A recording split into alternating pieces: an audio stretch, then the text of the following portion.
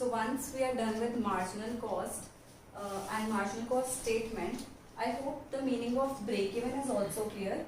The next step is we are going to learn about break-even chart and the formula for break-even, and also that how we calculate break-even in matters of amounts, that is in rupees, or in matter of units also.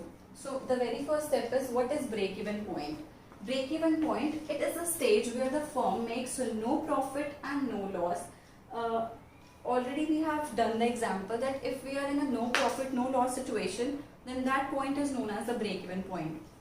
Also, total sales, when total sales revenue is equal to the total cost incurred, the total sales revenue is exactly equal to the total cost incurred.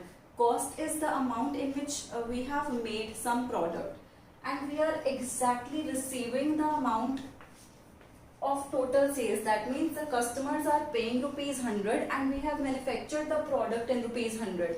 When both the things are same, that situation is known as the break-even point.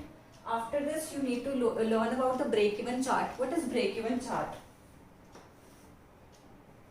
Also, you can say break-even graph.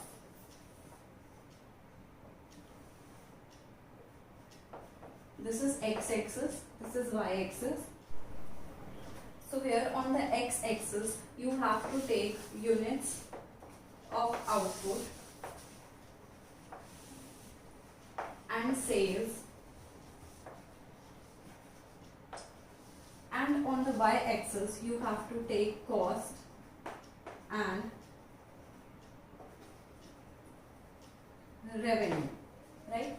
So if we draw a parallel line to the x-axis, you know that what is this? This is total fixed cost, or you can say fixed cost. This is the graph for fixed cost because this remains fixed at all the levels of output, whereas variable cost keeps on varying with the level of output. You can also make it as per the values, but variable cost will keep on increasing in slightest possible way. So this is the fixed cost and this is variable cost. The next is total cost. So total cost starts from here because it is a sum total of fixed and variable cost. So this is, you can say, total cost. I hope these three graphs are clear. The very first is the fixed cost, next is the variable cost, the last one is the total cost. After this, you need to learn about another line on this graph, which is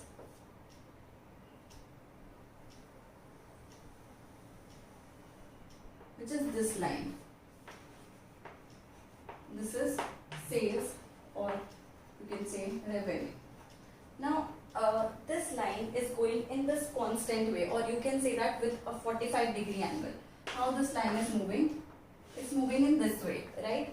The reason behind this is that, for example, if I am going to sell one product is going to be of rupees 100. Now I am going to sell two products. This is of rupees 200. Three products will be of 300 and so on. So with this fact, as the output increases, the sales value, believing the fact that the sales value is constant, the sale price of 1 unit is constant. If the sale price of 1 unit is rupees 100, so as we are increasing more and more amount of sales, we are going to get the constant amounts in return. So this is the sales graph, right? After this, according to this equation, the total sales revenue when equal to the total cost incurred. This is the point where the sales is equal to the total cost incurred. So you can call it break-even point. So this point is known as break-even point, and any point which is behind the break-even, that means which is below the break-even line, this will give you loss. But any point which is above the break-even, this will give you profits. Why this will give you profit? The reason behind this is, look at your sales line. Look at this line, right? Now, if I am talking about this point, break-even, beyond break-even point, that means if I am talking about the leftward, if I am talking about going leftward from the break-even point, what happens? My sales line is above and my cost is below. These points give me profit because I have earned more and paid less.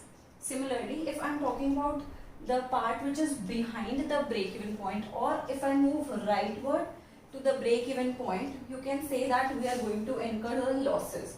How? Because this line is below, whereas our cost line is above. So we are paying more and earning less. So this is the amount of losses, and the profit we are going to get only after we sell a particular level of output. So this is the graph of break-even point.